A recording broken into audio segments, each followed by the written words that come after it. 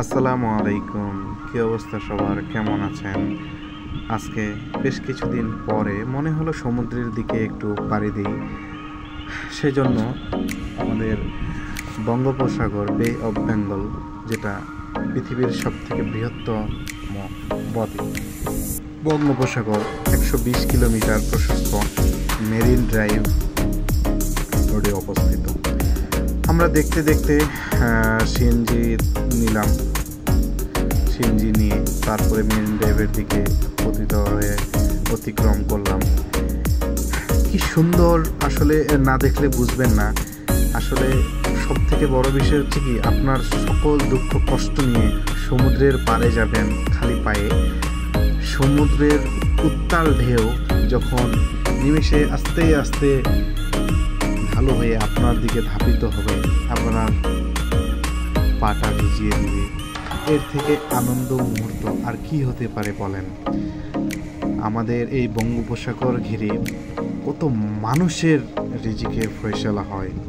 অনেক মৎস্যজীবী আছে যারা দিনে অথবা রাতে সমুদ্রে যায়, মৎস্য শিকার করে, সেটা আমাদের বিভিন্ন জায়গায় বিক্রি করে এবং এমনকি সারা বাংলাদেশে এটি চলে যায়।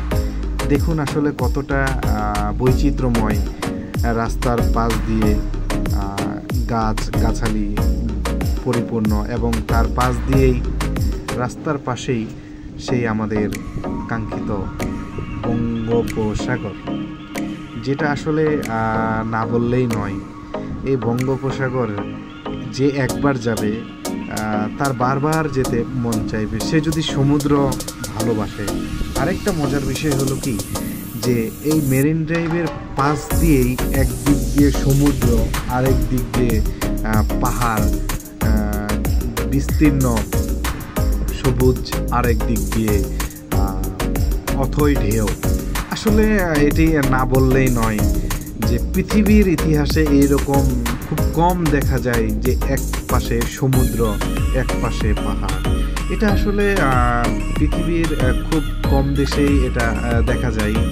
আপনারা আসলে যারা কক্সবাজার গেছেন অবশ্যই মেরিন ড্রাইভে যাবেন এবং সেটা আপনার ইনানি হয়ে, পাটুয়ার টেক হয়ে, হিমছড়ি হয়ে, প্রথমত আপনারা হিমছড়িতে যাবেন, তারপরে ইনানি, তারপরে পাটুয়ার টেক।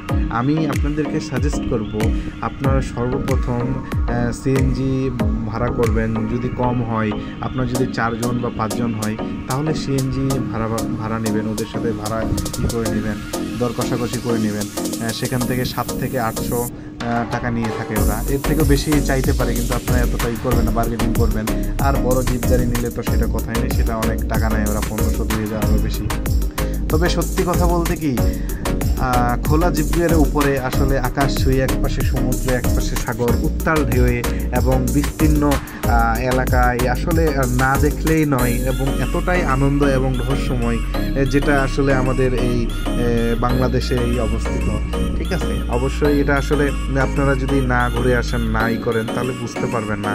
এটা ঠিক আপনারা যখন কক্সবাজার আসবেন, কক্সবাজার থেকে 1-1.5 কিলোমিটার দূরেই আপনারা যখন মেরিন ড্রাইভে যাবেন, আপনারা যাওয়ার সময় হাতের ডান দিকে দেখবেন এক সমুদ্র, বাম দিকে দেখবেন পাহাড়। আপনাকে যদি পাহাড় দেখতে হয় তো মাথা উঁচু করে আপনাকে দেখতে হবে। আসলে মানে কি বলবো, এটার যে যখন যাই মন চায় না যে আসতে।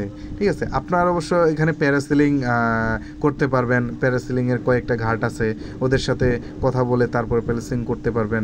দূর থেকে দেখা যাচ্ছে জেটি ঘাট। এটা আসলে নৌবাহিনীদের জন্যই বিশেষ করে বানানো হয়েছে, যে পরবর্তীতে এটা হয়তো বা বন্দরও করতে পারে এই জায়গায়, কারণ বড় বড় জাহাজ আসলে এরা তো কাছে ভিড়তে পারে না, দূর থেকেই ভিড়তে হয় বিভিন্ন আমদানি রপ্তানি করার ক্ষেত্রে। ভালো থাকুন সবাই এবং আমাদের চ্যানেলটাকে সাবস্ক্রাইব করে রাখবেন।